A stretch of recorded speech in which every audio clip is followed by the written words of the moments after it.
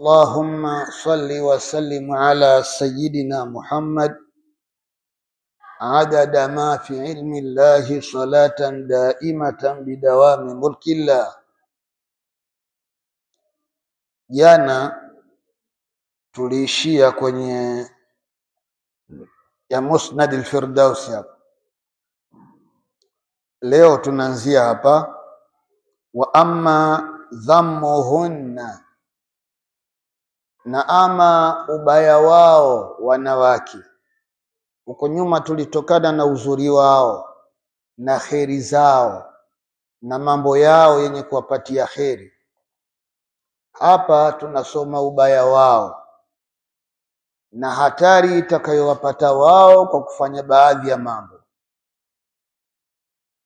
Faruya an Ali radhiyallahu anhu annahu qala, yamepokewa maneno kutoka kwake Sayyidina Ali kuwa amesema, dakhaltu ana wa Fatimatu ala rasulillah, mimi na bibi Fatima tuliingia nyumbani kwa mtume sallallahu alayhi wa ali.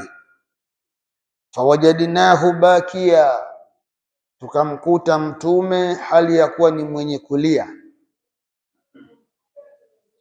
Fakulna, tukamuuliza, ma yabkika ya Rasulallah, ni jambo gani linalokuliza mtume wa Mwenyezi Mungu? Faqala, akasema mtume sallallahu alayhi wa alihi, raaitu nisaa lailata usriya bi, niliwaona wanawake usiku ule niliopelekwa Mi'raji. Niliwaona wanawake lailata usriya bi ila sama, ule usiku niliopelekwa mbinguni. Fi shiddati adhabin, nimewaona wako kwenye adhabu kali. Fadhakartu sha'anahunna fabakaitu, nikayakumbuka yale mambo yao walikuwa wakiadhibiwa nayo, nikalia. Qultu, nikamwambia, ya Rasulallah, maladhi raaita, ewe mtume wa Mwenyezi Mungu, ni jambo gani uliloliona huko? Qala, akasema mtume sallallahu alayhi wasallam, raaitu imra'atan mu'allaqatan min sha'riha, nimemwona mwanamke mmoja ni mwenye kuning'inizwa kwa kutumika nywele zake. Zile nywele imekuwa ndio kitungikio cha kumtungika. Wayaghli dimahu ra'siha, na ubongo kichwani kwake unachemka. Wa raaitu imra'atan mu'allaqatan bilisaniha, nikamwona mwanamke mwingine ulimi wake umetungikwa, ni mwenye kutungikwa kwa kutumika ulimi wake. Qad ukhrijat yaduha min dhahriha, na mkono wake umetolewa mgongoni kwake, kwa maana kwamba umepitia mbele huku ukatolewa mgongoni. Wal qatran yusabbu fi halqiha, na hali ya kuwa lami ya moto ikimwagwa juu ya kichwa chake. Lami ya moto, hatari kubwa hii.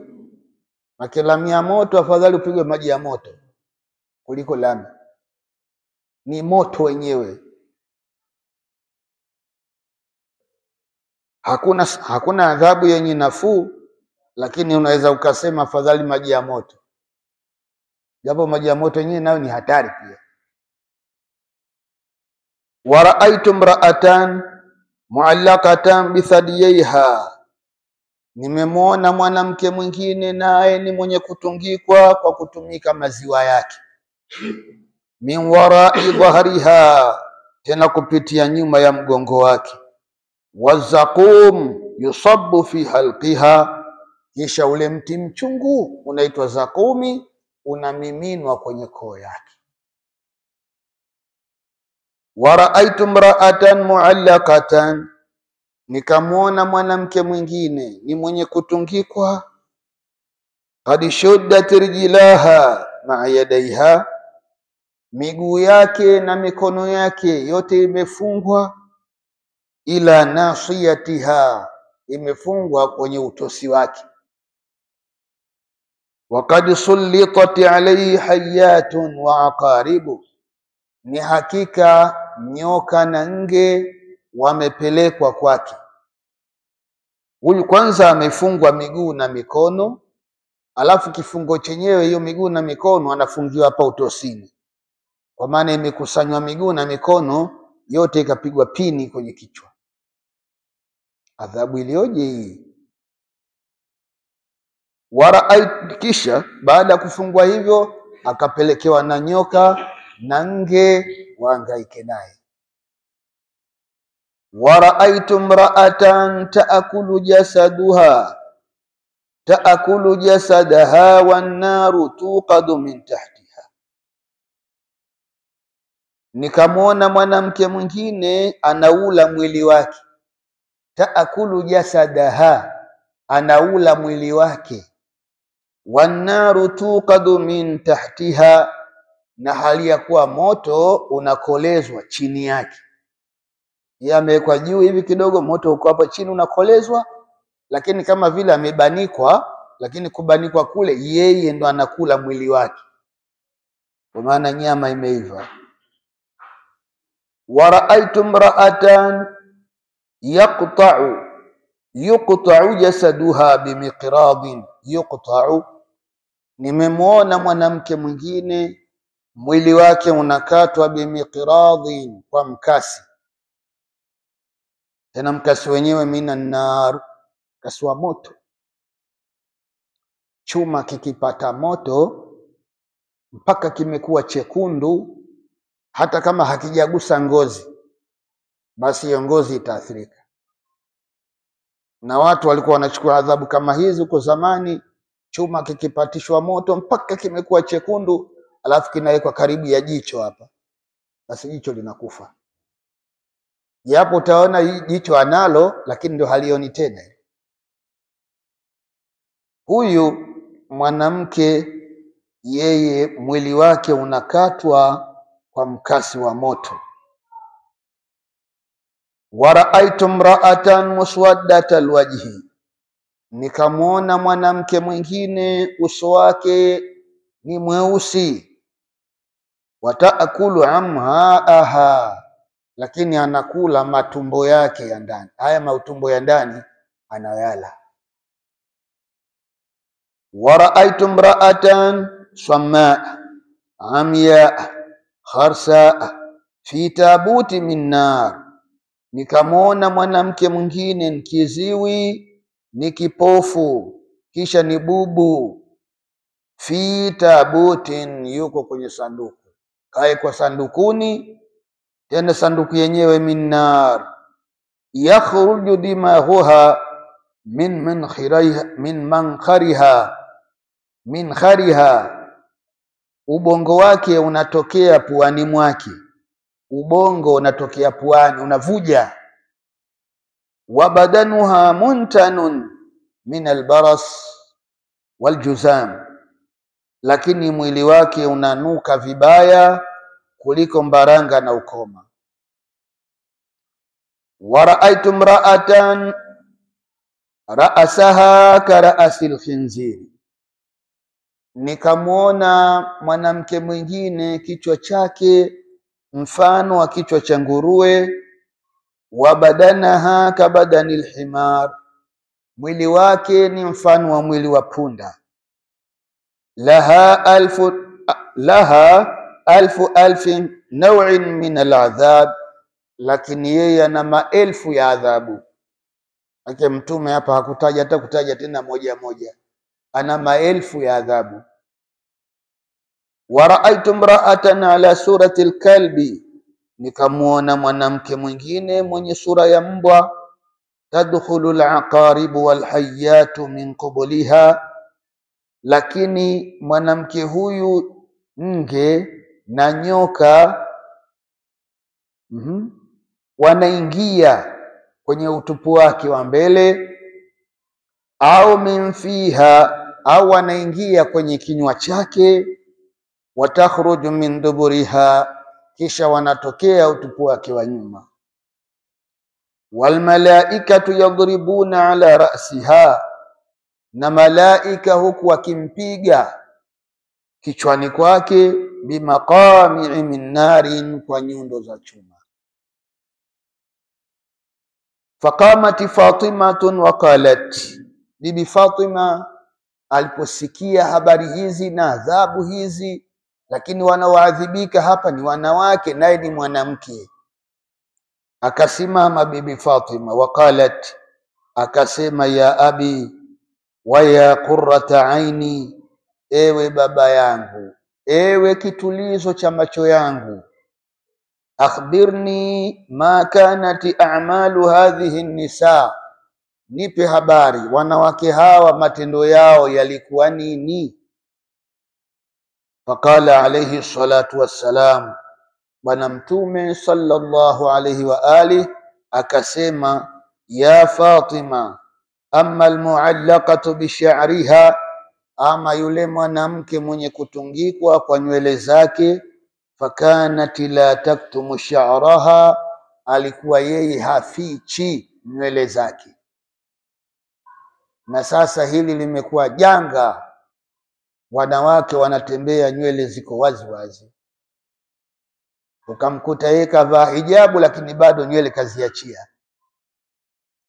Kuna mwingine kafunga kitambaa lakini kazitoa kidogo, ili mradi tu zionekane kwamba naye kachoma nywele zake au zimependeza nywele zake, anazitoa japo kidogo msione. Hili la kuficha nywele wanawake wa sasa linawashinda, lakini bibi zetu sisi walikuwa wanaliweza, japo hawakusoma hata hiyo dini, lakini walikuwa wanaliweza sana hili. Alikuwa hafichi nywele zake minar rijal, kwa wanaume. Wa amma almuallaqatu bilisaniha, na ama yule mwanamke mwenye kutungikwa kwa kutumika ulimi wake, fakanat tu'dhi zawjaha bilisaniha, alikuwa akimuudhi mumewe kwa kutumia ulimi wake. Ndio wale tulikuwa tukizungumza jana, mwanamke anachonga mdomo mbele ya mume wake, hachagui maneno ya kuzungumza na mume wake, anazungumza kama vile anazungumza na mtoto, kumbe ni mume. Anazungumza pasipokuwa na nidhamu, kama vile anazungumza na mfanyakazi wake, kumbe ni mumewe. Huyu ataenda pata na matatizo kama haya aliyoyasema Mtume sallallahu alaihi wasallam, ulimi wake utaenda kutungikwa kwenye misumari ya moto. Thumma qala alayhi salatu wassalam, kisha Mtume sallallahu alayhi wa alihi akasema, ma min imra'atin tu'zi zawjaha bilisaniha, hakuna mwanamke yoyote atakayemuudhi mumewe kwa kutumia ulimi wake. Fakanat tu'zi zawjiha bilisaniha, akawa namuudhi mume wake kwa kutumia ulimi wake. Anasemaje hapa? Ma min imra'atin tu'zi zawjaha bilisaniha, fakanat tu'zi zawjaha bilisaniha 70 dhira'an.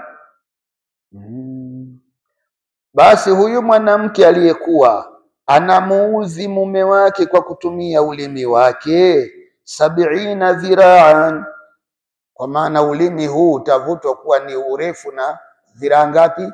70.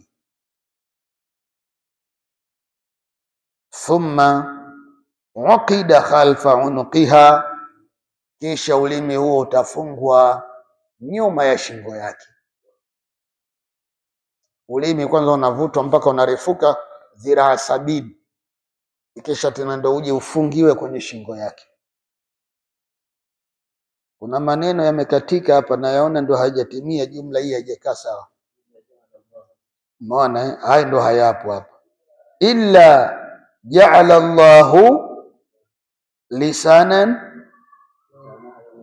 lisanaha yauma alqiyama 70 dhiraa. Hapo ndio maneno yanakaa sawa. Hayo maneno kwenye kitabu hiki hayamo. Maka haiwezi kuja tu 70 dhiraa huko hakuna maelezo. Haiwezekani. Na mtume ndio afsahul arab. Mtume fasaha wa lugha ya Kiarabu. Ukiona maneno yamekosewa ujue sio mtume aliyekosea. Kuna watu wamekopi vibaya. Kuna watu wamenukuu vibaya. Walioandika labda wameandika vibaya. Naam. Waruya an Abi Bakr as-Siddiq radhiyallahu anhu. Habari hii imepokewa kutoka kwa Sayyidina Abi Bakr as-Siddiq radhiyallahu anhu annahu qala, huwa Abu Bakari amesema, sami'tu Rasulullah sallallahu alayhi wasallam yaqul, nimemsikia mtume sallallahu alayhi wa alihi wasallam akisema, ayyuma imra'atin adhabat zawjaha bilisaniha, mwanamke yeyote aliyemwadhibu mume wake kwa kutumia ulimi wake. Kuna wanawake wanawatesa waume zao kwa kutumia ulimi wake tu. Anatumia lugha chafu, anatumia lugha ya masimango, anatumia lugha ya matusi, anatumia lugha ya dharau, kumdharau mume wake. Fahiya fi la'natillah, mwanamke huyo yuko kwenye laana ya Mungu, tena wa sukhtihi, na yuko kwenye hasira za Mwenyezi Mungu, wa la'natil malaikati wan nasi ajma'in, na laana za malaika na watu wote. Watu wote wanamlaani mwanamke mwenye tabia hii, na malaika wote wanamlaani mwanamke mwenye tabia hii. Waruya an Uthman radhiyallahu ta'ala anhu annahu qala, hadithi imepokewa kutoka kwake sahaba wa bwana mtume sallallahu alayhi wa ali, bwana Uthman ibn Affan, katika wale masahaba vingunge wakubwa wenye nafasi ya mbele kwa mtume. Mmoja ni huyu Sayyidina Uthman ibn Affan. Amesema, sami'tu Rasulullah yaqul, nimemsikia bwana mtume sallallahu alayhi wasallam hali ya kuwa akisema. Hiyo yaqul imekaa mahali pahali hiyo. Nimemsikia bwana mtume sallallahu alayhi wasallama hali ya kuwa akisema. Umemsikia nini? Sauti yake, kwa sababu dhati la yusma, dhati haisikiki, ila kinachosikika nini? Sauti ya mtume. Nimesikia sauti ya mtume akisema. Anasema nini? Ma min imra'atin qalat li zawjiha, mwanamke mmoja yeyote yule atakayesema kumwambia mumewe, ma ra'aitu minka khairan, kwamba mimi kwako wewe sijaiona kheri yoyote. Wameshaishi labda miaka 3, 4, 5, hata miaka 10 wengine. Mungu kawabariki wakapata ndoa yao ikakaa muda mrefu, lakini siku hiyo wamegombana, akamwambia mume wake, kwako sijaona kheri hata moja. Na nitesa tu nanisumbua. Wakitajwa wanaume naye na wewe mwanaume, wakiambiwa watokeze mbele utatokeza wewe. Maneno kama hayo, maneno machafu mabaya, hayafai mke kumwambia mume wake. Kwa hivyo huyu anayekataa kheri kuwa hajaiona hata kidogo kwa mume wake, illa ahbata Allahu amalaha 70 sana, Mwenyezi Mungu anamporomoshea thawabu za amali yake za miaka 70, thawabu za ibada zake ya miaka 70. Mungu anaporomosha kwamba ibada zote alizofanya ndani ya muda wote huo, zote habaan mansura, ni vumbi tu lenye kwenda hovyo, si thawabu wala si chochote. Lakini uharibifu huu utakuja kwa yeye kutamka maneno machache tu kumwambia mume wake, sijaona kwako kheri ya aina yoyote. Na hili linawezekanaje hili? Kwa watu wameishi miaka 3, 4, 5, hata siku moja mume hajasema asalamu alaikum mke wangu. Hii si kheri hii? Kwani hajawahi hata kumnunulia hata kikombe au kumnunulia kijiko au kumnunulia nguo au kumletea nini, kumletea zawadi ya aina yoyote ile? Hajawahi huyu mume. Utaona kwamba kuna siku moja alilifanya jambo zuri kumfanyia mke wake, lakini mke anakanusha kwamba mimi sijaona chochote.